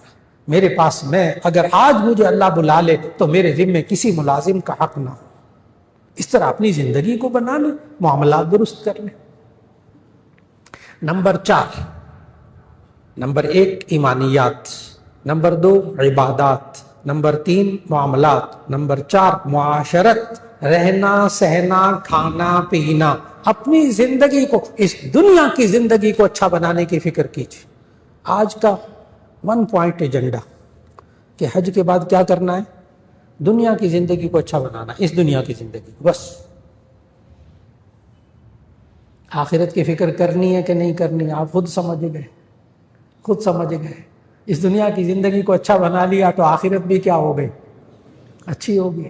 دنیا کی زندگی کو اللہ اور اس کے رسول صلی اللہ علیہ وسلم کے حکم کے مطابق اچھا بنائے اور اللہ آخرت ہماری خراب کر دے. اللہ ظالم نہیں ہے. ان اللہ لا یظلم الناس شیئا. معاشرت، رہنے سہنے کو ہم کیسے اچھا بنائیں؟ قرآن و سنت کے مطابق. رہنا سہنا کھانا پینا گھر بار سب کچھ ہم کیسے بنائیں؟ اچھے سے اچھا گھر بنائیں. کسی قرآن نے نہیں روکا، نہ حدیث نے روکا ہے. آپ اچھی سواری لیں، قیمتی سے قیمتی سواری لیں، حلال کمائیں، حلال طریقے سے لیں. جائز جائز. سب سے بڑے مالدار صحابی حضرت عبد الرحمن ابن عوف رضی اللہ تعالیٰ عنہ، حضرت عثمان غنی رضی اللہ تعالیٰ عنہ، نبی صلی اللہ علیہ وسلم کو کب کہا تھا کہ تم اتنا مال کماتے ہو تم جہنم میں جاؤ گے؟ نعوذ باللہ. کوئی ہے حدیث ایسی؟ تمہارے پاس اتنا مال کمانا بند کر دو. کب کہا؟ نہیں کہا حلال مال کما. اور اتنے بڑے بڑے صحابہ، مالدار صحابہ، اتنا مال تھا ان کے پاس، لیکن کیا؟ حلال. تو معاشرت، رہنا سہنا کھانا پینا، اس میں اصول کیا ہے اس ساری معاشرت کے اندر؟ کہ ہم کھانا پینا اللہ اور اس کے رسول صلی اللہ علیہ وسلم کے حکم کے مطابق کر لیں. اب یوں کہنا مولانا ہم اپنی معاشرت اللہ کے حکم کے مطابق کریں تو ہم تو زندگی نہیں گزار سکتے، اس معاشرے میں تو سروائیو نہیں کر سکتے، ایسی بیکار باتیں. اس بندے کو دین کا پتہ ہی نہیں، اس نے سیکھا ہی نہیں دین. بعض لوگ تو یہاں تک مجھے کہہ دیتے ہیں مولانا اگر ہم اللہ اور اس کے رسول صلی اللہ علیہ وسلم کے حکم کے مطابق ہم کھانا کھانا چاہیں تو ہم تو کھانا نہیں کھا سکتے. میں نے کہا اللہ کے بندے آپ کو تو دین کا پتہ ہی نہیں, دین کے الف بے بھی نہیں پتہ. یہ وہ لوگ ہیں جو کہتے ہیں دین کے مطابق ہم زندگی نہیں گزار سکتے, دین قابل عمل نہیں ہے, اسلام قابل عمل نہیں ہے. یہ وہ لوگ ہیں جن کو دین کا پتہ نہیں ہے. دین سیکھیے. دیکھیے حج آپ کو کتنا مشکل لگتا تھا, اور حج کی جب تربیت لے کر گئے تو کیا کہنے لگے, حج تو بہت آسان ہے, حج تو بہت آسان. یہی ہوا نا آپ کے ساتھ. پہلے جب تربیت لینے سے پہلے جب آپ نے ٹکٹ وکٹ لے لیا, درخواستیں دے دی, سب کچھ کر دیا, ایسے ڈرے ہوئے تھے نا سارے حاجی, پتہ نہیں کیا ہوگا. بالکل اسی طرح جیسے دین پر عمل کرنے سے گھبراہٹ ہوتی ہے. لیکن جب آپ کو پتہ لگ گیا حج کیا ہوتا ہے, اور وہاں جا کر اسی پتے کے مطابق جیسے جیسے سیکھا وہاں جا کر حج کیا, آج زندہ سلامت صحت کے ساتھ عافیت کے ساتھ حج کر کے واپس آ گئے ہیں. انشاءاللہ اسی طرح دین کے مطابق زندگی گزاریں گے, اللہ دین کو زندگی کو آسان کر دے گا. میں ایک مثال دینے لگا ہوں. وہ لوگ کہ جو کہتے ہیں ہم تو پھر کھانا نہیں کھا سکتے اگر دین کے مطابق کریں تو. اچھا آپ حلال کمائیں, اب غور کریں, صرف کھانا آپ حلال کمائیں, حلال کما کے حلال کھانا, چرغا, روسٹ, فلاں فلاں فلاں فلاں, حلال کمائی سے ہو, قیمتی سے قیمتی کھانا ہو, حلال کمائی کا ہو, جو کھا رہے ہیں وہ حلال ہو, اور ہاتھ دھو کر کھانا کھائیں, بسم اللہ پڑھ کر کھانا کھائیں, اور اس کے بعد بیٹھ کر کھانا کھائیں, چاہے زمین پر چاہے کرسی پر. کرسی پر بیٹھ کر کھانا حرام نہیں ہے. آپ چھری کانٹے چمچے کو استعمال کر کے کھائیں, حرام نہیں ہے. آپ قیمتی سے قیمتی کھانا کھائیں, حلال کھانا ہو, حلال کمائی ہو, ہاتھ دھو کر بسم اللہ پڑھ کر کھانا کھائیں, اور پھر اس کے بعد کھانے کے بعد اللہ کا شکر کریں, دعا مانگے الحمدللہ الذی اطعمنا وسقانا وجعلنا مسلمین, بعد میں ہاتھ دھو لیں. مجھے بتائیے آپ میں سے کوئی صاحب کہہ دیں کہ یہ کھانا سنت کے مطابق ہم نے نہیں کھایا, کھانا کھا لیا سنت کے مطابق, تو آئندہ اگر سب مل کر کھانا کھا لیں, بسم اللہ پڑھ کر کھانا کھا لیں, حلال کھانا کھا لیں, بعد میں دعا مانگ لیں, تو کیا اس میں خرابی کیا ہے؟ آپ کا کھانا کھانے والی جو زندگی ہے وہ اچھی ہو گئی. تو آپ کا کچن بہت اچھا ہونا چاہیے. آپ کا کچن اچھا کیسے ہوگا؟ اس میں حلال مال آئے گا, حلال کمائی آئے گی, حلال چیزیں آئیں گی, حلال اپنے بچوں کو کھلائیں گے. انشاءاللہ العزیز ان بچوں سے گھر سے آپ کو آنکھوں کی ٹھنڈک ملے گی دنیا میں. نمبر 1 کھانا. لباس. لباس کیا ہے؟ جو مرضی پہنے, جو مرضی پہنے, بچے بچیاں جو مرضی پہنے. صرف سورہ اعراف کی آیت نمبر 26 پر عمل کرنا ہے. یا بنی آدم قد انزلنا علیکم لباسا یواری سوآتکم وریشا, اے بنی آدم ہم نے تمہارے لیے لباس اتارا ہے جو سطر کو ڈھانپنے والا ہو, موجب زینت ہو. بس خدا کے لیے اپنے بچے بچیوں کو ایسا لباس پہنائیے جو سطر کو ڈھانپنے والا ہو, کسی قسم کا لباس ہو, حلال کمائی سے بنا ہوا لباس ہو, سطر کو ڈھانپتا ہو, اللہ کا حکم ہے. یہ لباس اچھا ہے, کوئی بھی لباس پہنے, یہ لباس اچھا ہے. میں بتا رہا ہوں کھانا ہمارا اللہ اور اس کے رسول صلی اللہ علیہ وسلم کے حکم کے مطابق کیسے ہو جائے, میں نے بھی بتایا. ہمارا لباس اللہ اور اس کے رسول صلی اللہ علیہ وسلم کے حکم کے مطابق کیسے ہو جائے, میں نے بھی بتایا. ہمارا گھر, ہمارا بیڈ روم, ہمارا واش روم, وہ بھی اللہ اور اس کے رسول صلی اللہ علیہ وسلم کے حکم کے مطابق بنے, جس میں گناہ حرام مال نہ ہو. باقی آپ اچھے سے اچھا واش روم بنائیں, اچھے سے اچھا کچن بنائیں, آپ کا رہنا سہنا کھانا پینا. اچھی گاڑی لے لیں حلال مال کی, اچھی لے لیں, نہیں منع کیا کسی نے. آپ کی زندگی, آپ کا رہنا, اب میں معاشرت بتا رہا ہوں, رہنا سہنا.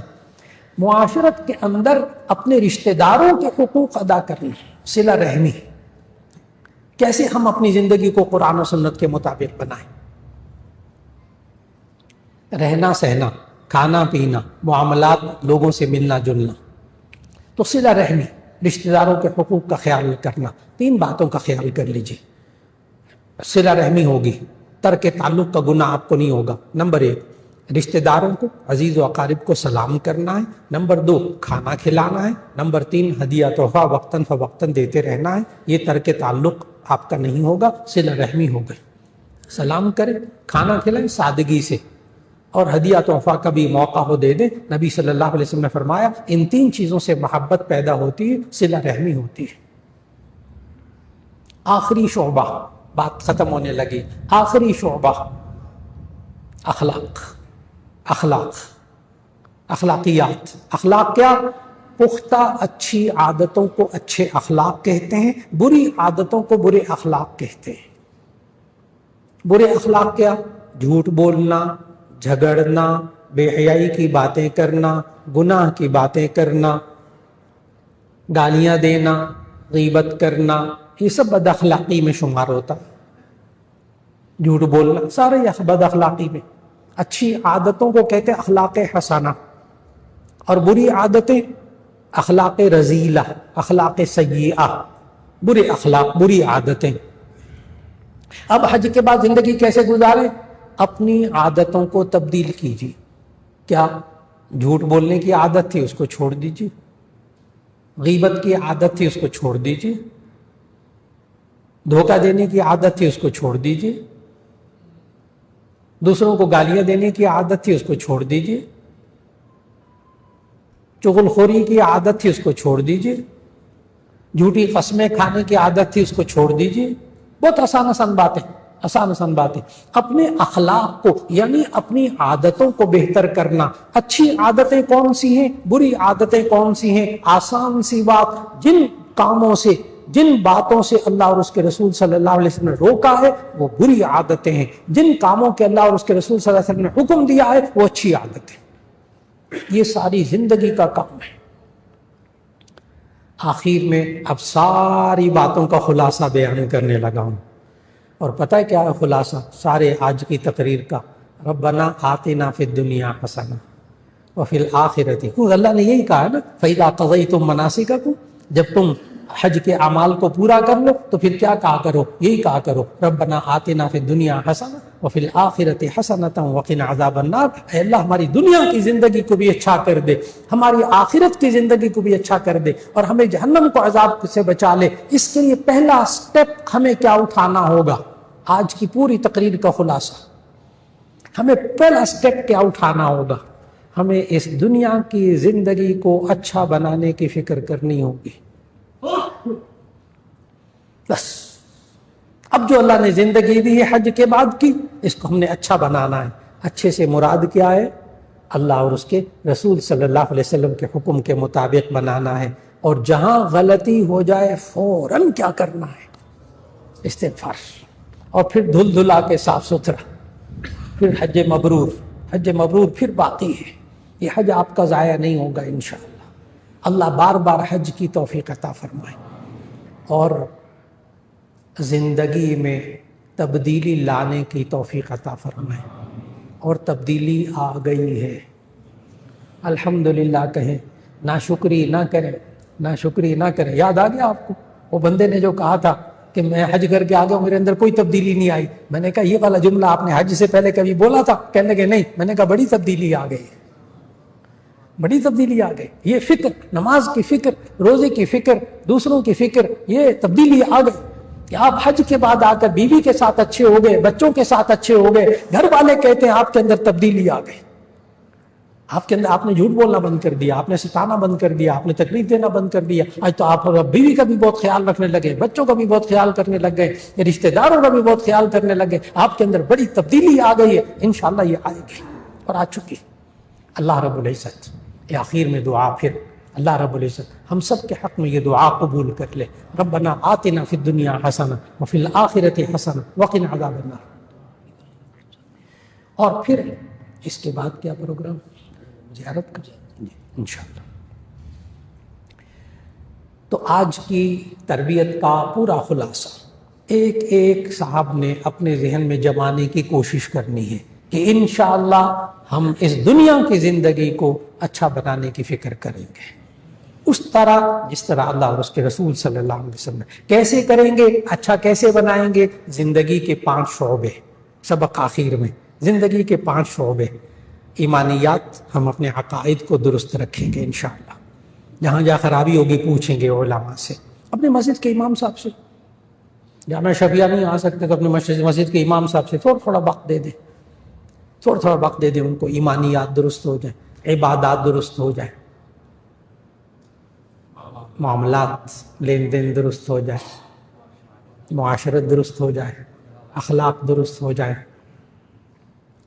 اور 100% درست نہ ہونا، 100% یہ 5 ڈپارٹمنٹ 100% درست نہ ہو تو انگریزی کا محاورہ بول دوں، آخر میں آئے تھے تو بڑی پڑھ لی، ایک اخیر میں انگریزی کا محاورہ بول دیتا ہوں، 100% درست نہ ہونا تو ایک انگریزی کا محاورہ ذہن میں لے آئیے گا، something is better than nothing,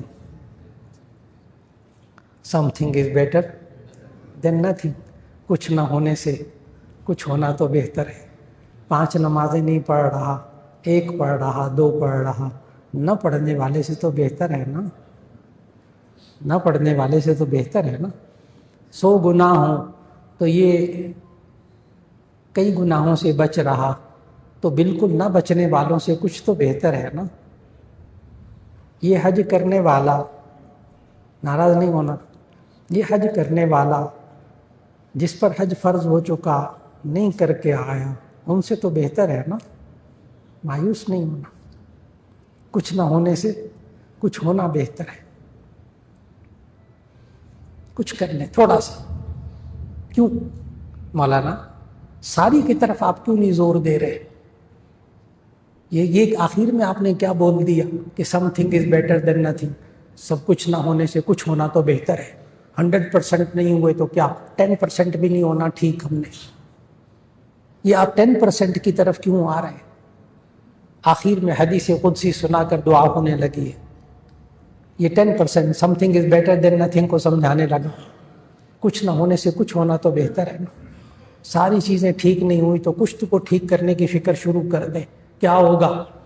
حدیث قدسی سنانے لگا ہوں کہ نبی صلی اللہ علیہ وسلم نے فرمایا کہ اللہ تعالیٰ نے فرمایا، مایوسی سے نکال رہا ہوں آپ کو، اچھا مایوسی سے نکال رہا ہوں، اللہ نکالے گا مایوسی سے انشاءاللہ، میری کوشش ہے۔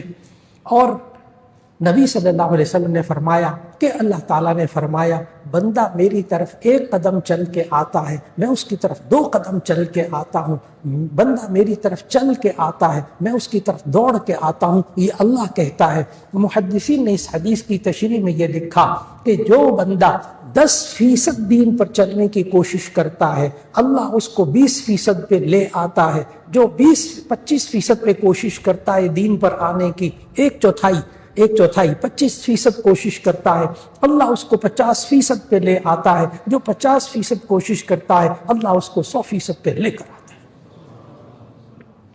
مایوس ہو کر یہاں سے نہیں جانا، جامعہ شرعیہ سے آج مایوس ہو کے نہیں جانا، ہم 25% کوشش کریں گے، ہم 10% کوشش کریں گے، کوشش ضرور کریں گے، اللہ ہمیں 20% پر لائے گا، ہم 20% کی کوشش کریں گے، اللہ 40 پر لے کر آئے گا، ہم 25% کوشش کریں گے، اپنے بچے بچیوں کے اندر بھی، اپنے گھروں کے اندر بھی دین لانے کی کوشش کریں گے، اپنی زندگی میں ان 5 ڈپارٹمنٹ میں دین، ان 5 شعبوں میں دین لانے کی کوشش کریں گے، 50% کوشش کریں گے، اللہ آپ کو اپنی آنکھوں سے دکھائے گا کہ 100% پر آ گئے، انشاءاللہ کہیے انشاءاللہ۔ اور آج یہاں سے یہی خواتین و حضرات یہی پیغام لے کر جانا ہے کہ ہم نے ان 5 شعبوں میں انشاءاللہ دین سیکھنا ہے اور انشاءاللہ اس پر عمل بنانا ہے، اپنی دنیا کی زندگی کو اچھا بنانا ہے، اس کے بدلے میں اللہ آخرت کی زندگی کو اچھا کر دے گا اور ہمیں جہنم کے عذاب سے بچا لے گا۔ دعا فرما دیجیے گا۔ الحمدللہ رب العالمین، اللہم صلی علی سیدنا ومولانا محمد وعلی آل سیدنا ومولانا محمد وبارک وسلم۔ ربنا آتنا فی الدنیا حسنۃ وفی الآخرۃ حسنۃ وقنا عذاب النار۔ یا اللہ ہم سب کے حق میں یہ دعا قبول فرما لے۔ یا اللہ حج کے سفر کی تو نے توفیق عطا فرمائی، اے اللہ ہمیں شکر ادا کرنے کی توفیق عطا فرما۔ یا اللہ اس کا شکر یہ ہے کہ ہم حج کے مطابق اپنی زندگی کو بنا لیں تو یہ ساری زندگی کا شکرانہ ہے۔ اے اللہ جتنے حاجی حج کر کے آئے یا اللہ سب کے حج کو قبول فرما، تمام خواتین و حضرات کے حج کو قبول فرما۔ یا اللہ اس حج کو ہماری زندگیاں بدلنے کے ذریعہ بنا دے، ہمارے گھروں کو، ہماری معاشرت کو، ہمارے کاروبار میں برکت نصیب فرما دے۔ یا اللہ یہ ایک ایک حاجی جو آیا، یا اللہ اس نے جو اس سفر میں دعائیں مانگی، اے اللہ اسے قبول فرما لے، کسی کو محروم نہ فرما۔ اور یا اللہ یہ جب جتنے حاجی گئے تھے یا اللہ حج کی تیرے گھر کے یا اللہ روضہ پاک صلی اللہ علیہ وسلم کی حرمین شریفین کی طلب لے کر آئے تھے، طلب لے کر گئے تھے، اور یا اللہ اب تڑپ لے کر آئے ہیں، یا اللہ ان کو بار بار جانے کی توفیق عطا فرما، یا اللہ بار بار جانے کی توفیق عطا فرما۔ یا اللہ اسباب سب تیرے اختیار میں ہے، اے اللہ ہمیں حلال کمائی کی توفیق عطا فرما، حلال کھانے کی توفیق عطا فرما، ہمیں اچھے اخلاق اپنانے کی توفیق عطا فرما، عبادات ادا کرنے کی توفیق عطا فرما، اپنے عقائد کو درست رکھنے کی توفیق عطا فرما۔ یا اللہ ہمیں اپنے بیوی بچوں کے ساتھ، یا اللہ ہمیں اپنے رشتہ داروں کے ساتھ، اپنے ہمسایوں کے ساتھ، اپنے دوستوں کے ساتھ، یا اللہ ہمیں اچھا سلوک کرنے کی توفیق عطا فرما، اچھے رویے رکھنے کی توفیق عطا فرما۔ یا اللہ ہمارے ذہنوں کو بھی پاکیزہ بنا دے، ہمارے جسموں کو بھی پاکیزہ بنا دے، ہمارے خیالات کو بھی پاکیزہ بنا دے، ہمارے اعمال کو بھی پاکیزہ بنا دے۔ یا اللہ یہ فکر کرنے کی توفیق عطا فرما دے۔ یا اللہ سب کے رزق میں برکت نصیب فرما، جتنے مقروض ہیں سب کو قرضے کا غیر سے انتظام کرنے کی توفیق عطا فرما۔ یا اللہ جو بیمار ہیں سب کو شفا عطا فرما، جو پریشان حال ہیں ان کی پریشانیوں کو دور فرما۔ یا اللہ حج کے بعد کی زندگی میں یا اللہ ہمیں اس دنیا کے اندر جتنے گناہ ہو جائیں ہر گناہ سے فوراً توبہ اور استغفار کی توفیق عطا فرما۔ یا اللہ نیک کاموں کی توفیق عطا فرما، گناہوں سے بچنے کی توفیق عطا فرما۔ یا اللہ آج ہم سب یہاں سے یہ نیت کر کے اٹھتے ہیں کہ اے اللہ ہم اچھے کام کرنے کی کوشش کریں گے، اے اللہ ہم نیک کام کرنے کی کوشش کریں گے، گناہوں سے بچنے کی کوشش کریں گے۔ اے اللہ ہمیں بحیثیت انسان ہونے کے ہم سے گناہ ہو گئے تو اے اللہ توبہ اور استغفار کریں گے۔ اے اللہ ہمیں ایمان پر ثابت قدمی نصیب فرما، ایمان پر خاتمہ نصیب فرما، شیطان کے جالوں سے فتنوں سے ہم سب کی حفاظت فرما، ہمارے بچوں کی حفاظت فرما، نئی نسل کی حفاظت فرما۔ ربنا تقبل منا انك انت السميع العليم وتب علينا انك انت التواب الرحيم، وصلى الله تعالى على خير خلقه محمد وآله واصحابه اجمعين برحمتك يا ارحم الراحمين۔